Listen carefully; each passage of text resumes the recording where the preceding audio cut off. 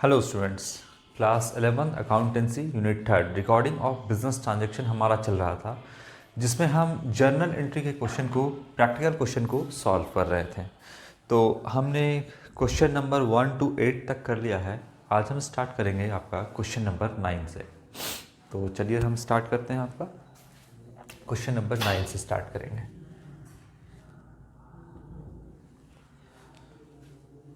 Past journal entries in the books of Raghunath Brothers from the following transactions। तो जो transaction है आपको उसको रिकॉर्ड करना है।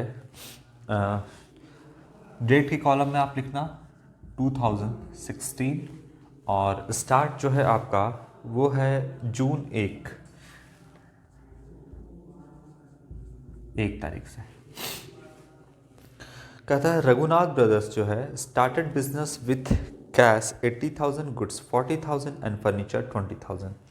तो देखिए, बिजनेस में जो बिजनेस का ऑनर होता है वो कुछ भी लगाता है, इन्वेस्ट करता है, तो वो कैपिटल होता है। जैसे यहाँ पर रघुनाथ ब्रदर जो है बिजनेस में क्या क्या लगाया है, तो बिजनेस में ये जो अगर बात करें रघुनाथ ब्रदर हैं, ये बिजनेस में क्या क्या लगाया है, तो एक तो ये बिजनेस में जो है कैश लगाया है इन्होंने।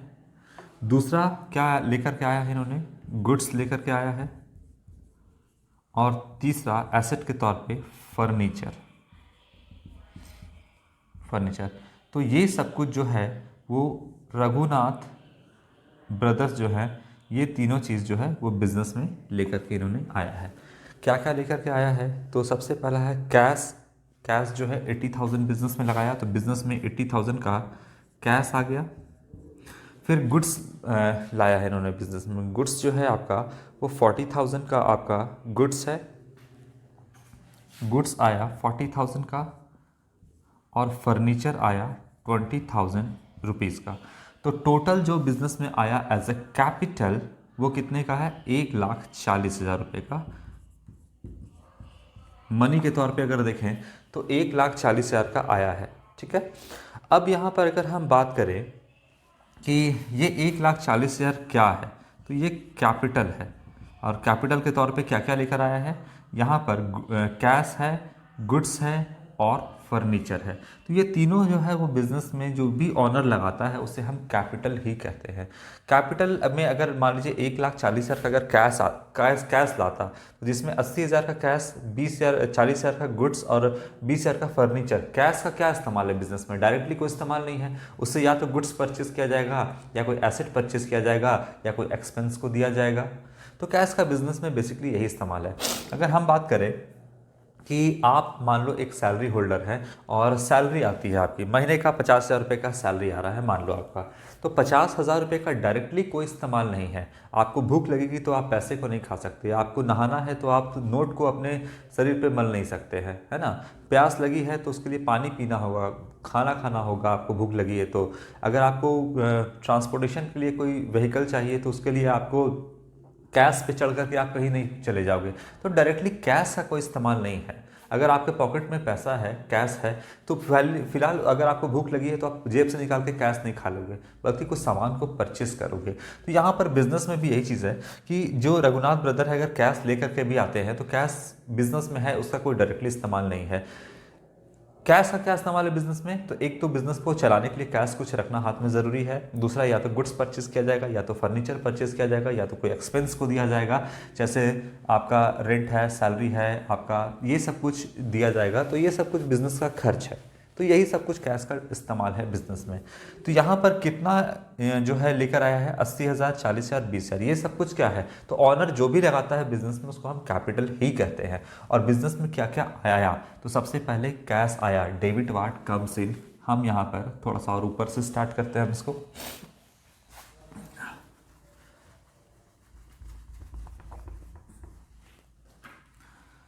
क्वेश्चन नंबर 9 हम यहाँ लिखते हैं, यहाँ से स्टार्ट करते हैं। 2016 बिजनेस में क्या क्या आया, जून 1। सबसे पहले बिजनेस में कैश आया, debit watt comes in, business में आया है ना 80,000 रुपये का, लिख देते हैं। बिजनेस में और क्या आया, बिजनेस में आया गुड्स, लेकर के आया, या तो इसको स्टॉक लिखिए या यहाँ पर आप इसको परचेज लिख सकते हैं। गुड्स की जगह पर परचेज लिख सकते हैं आप यहाँ पे कितने का, 40,000 रुपीज़ का लिख दिया मैंने। इसके बाद और क्या आया, कैपिटल के तौर पे फर्नीचर एसेट आया, debit ward comes in. Business में क्या आ रहा है, बिजनेस में कोई भी दे आ क्या रहा है, बिजनेस में फर्नीचर एसेट आ रहा है, तो डेबिट वार्ड कम्स इन, यहाँ पर फर्नीचर आया। आप एसेट है तो एसेट का नाम लिखोगे, गुड्स नहीं है फर्नीचर। फर्नीचर क्या है, एसेट है, जिसकी मदद से बिजनेस चलेगा और प्रॉफिट कमाएगा। तो ये आपका 20,000 रुपीज़ क्या है, फर्नीचर है। ठीक है, ये सब कुछ किसने लगाया है, रघुनाथ ने। तो यहाँ पर कैपिटल अकाउंट लिखेंगे, टोटल कितना कैपिटल के तौर पे इन्वेस्ट किया, तो यहाँ पर 80,000 कैश इन्वेस्ट किया है, परचेज यानी गुड्स 40,000, फर्नीचर जो है 20,000। तो कैपिटल के तौर पे तीनों को ऐड कर देंगे तो ये हो जाएगा 1,40,000 रुपया एज ए कैपिटल, माफ़ करिएगा, एज ए कैपिटल लगाया है। आप लोग डर नहीं जाइएगा, थोड़ी सी जुकाम है। यहाँ पर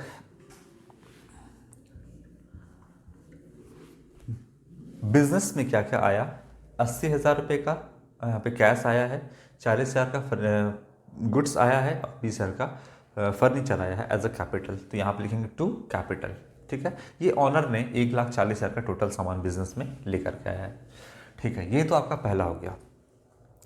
इसके बाद sold goods to Nandlal, Nandlal को सामान बेचा गया है of the list price of 20,000 at trade discount 10%। तो यहाँ पर जो है नंदलाल को सामान बेचा गया है, कहीं भी लिखा है कैश में बेचा है, कहीं नहीं लिखा है कि कैश में। तो बिजनेस ने जो है वो अब सामान बेचा है, किसे बेचा है, ऑनर को नहीं, यहाँ पर नंदलाल को। ये है नंदलाल, इसको सामान बेचा गया है, उधार में बेचा गया है। तो नंदलाल जो है वो पर्सन है और इसने रिसीव किया है, तो हम कर देंगे नंदलाल अकाउंट डेबिट,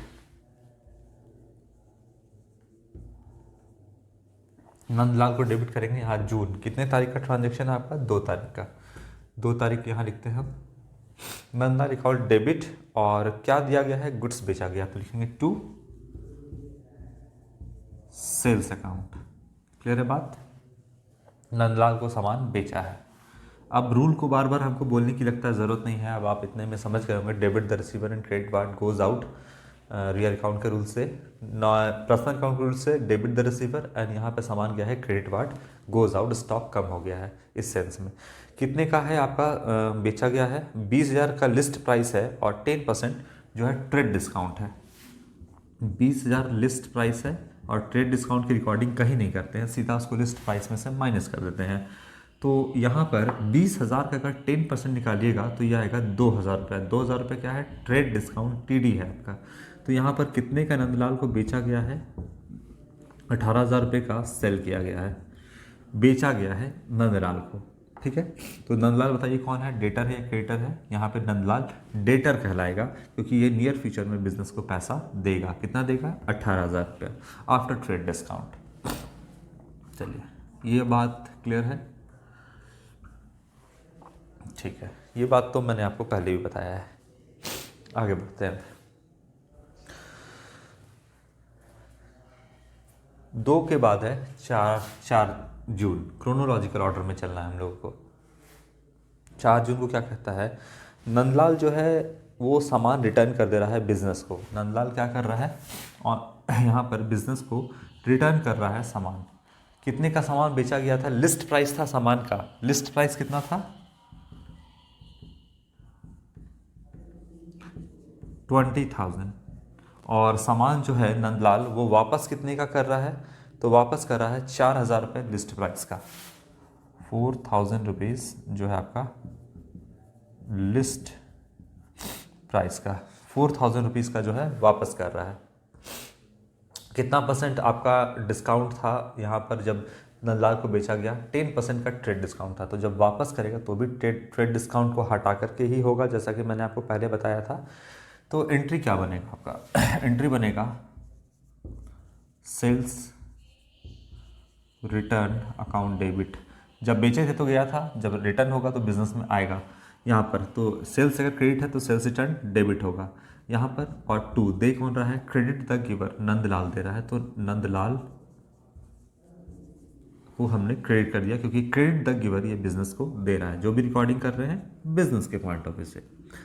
चलिए कितना हो जाएगा आपका, 4000 का सामान जो है रिटर्न कर रहा है और इसका 10% टीडी निकाले तो ये आएगा आपका 400 रुपया। तो कितने का सामान रिटर्न किया, 3600 रुपये का सामान जो है नंदलाल ने वापस किया। क्लियर है बात। 18,000 का, अब देखा जाए तो 18,000 का सामान नंदलाल को बेचा गया और नंदलाल ने 3600 का जो है वो वापस कर दिया, तो 14,400 रुपया का यहाँ पर जो है नंदलाल पे करेगा।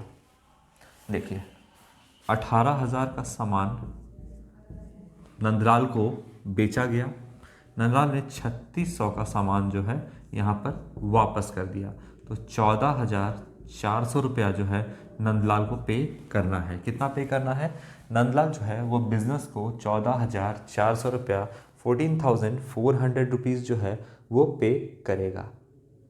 ठीक है, अब आगे क्या कहता है सो देखते हैं।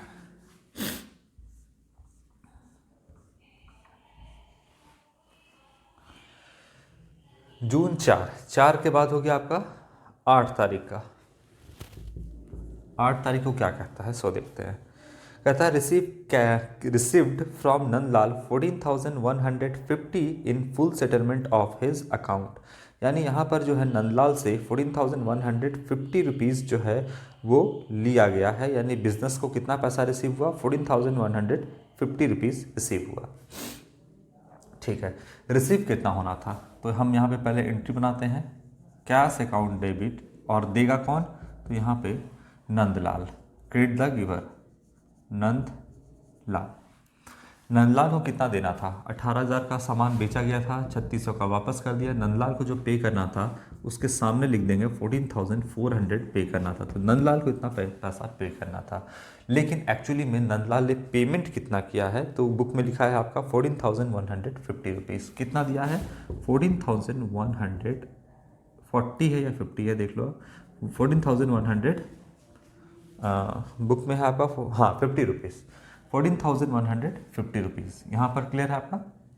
अच्छा, तो कितना पैसा कम पे किया है नंदलाल ने, 250 रुपये कम पे किया है, तो बिजनेस के लिए नुकसान है 250 रुपया।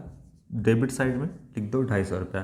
क्या लिखोगे यहाँ पे, डिस्काउंट दे दिया इसका मतलब बिजनेस ने, तो यहाँ लिखोगे डिस्काउंट अलाउड अकाउंट 250 रुपया। क्लियर है। नंदलाल को कितना पे करना था, 14,400 रुपये का पेमेंट था, नंदलाल के सामने लिख दीजिए 14,400 रुपये, जितना उसको पे करना है। कितना पे किया नहीं किया उससे मतलब नहीं है, यहाँ पर कितना पे करना है वो नंदलाल के सामने लिखा जाएगा, 14,400 रुपीज़। अब देखना है कि पे किया कितना, तो पे किया है आपका 14,115 रुपीज़, और बोलता है फुल सेटलमेंट हो गया, मतलब इससे ज़्यादा नंदलाल पे नहीं करेगा, उसके अकाउंट को बंद कर दिया जाएगा।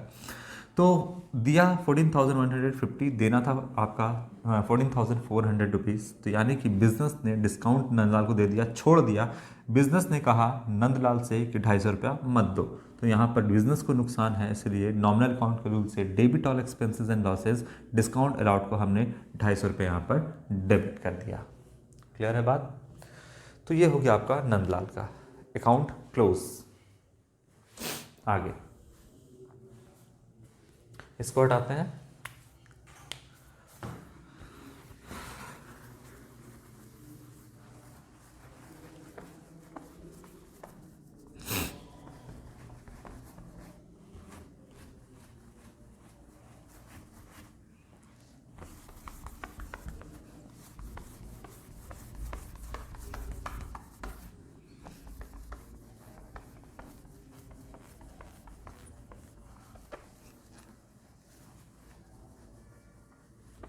इसका आपको ज़रूरत नहीं है, नंदलाल को का अकाउंट पूरा बंद हो चुका है।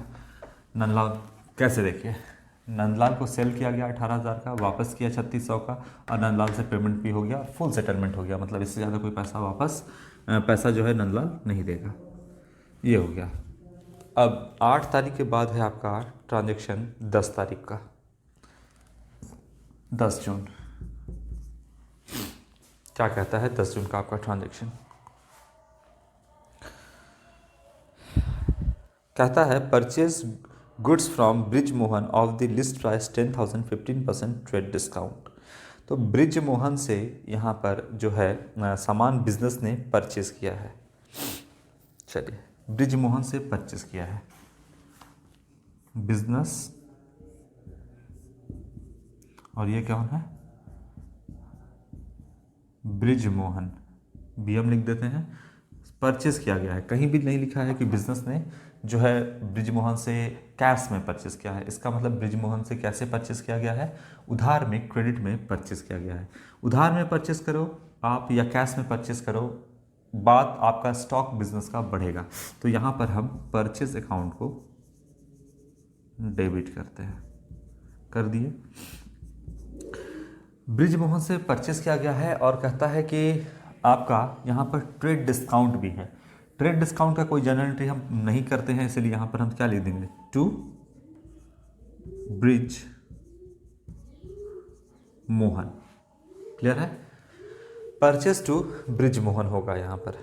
अब कितने का है? 10,000 का, और 15% जो है वो आपका टीडी है, यानी ट्रेड डिस्काउंट है। ठीक है, तो 10,000 का सामान जो है ब्रिज मोहन से परचेज किया है बिजनेस ने, और 15% अगर 10,000 का 15% निकालोगे तो ये आएगा 1,500 रुपया। यानी कितने का परचेज किया है बिजनेस ने? 8,500 रुपये का जो है गुड्स परचेज किया है ब्रिज मोहन से, उधार में बिजनेस ने परचेज किया है। ठीक है, अब 10 के बाद देखते हैं 11 तारीख, 11 है नहीं 13 तारीख को क्या कहता है? 13 तारीख को कहता है return goods to Brij Mohan, है ना, return goods to Brij Mohan of the list price 1,000। तो यहाँ पर 1,000 का जो सामान है लिस्ट प्राइस का वो बिजनेस ब्रिज मोहन को वापस कर रहा है।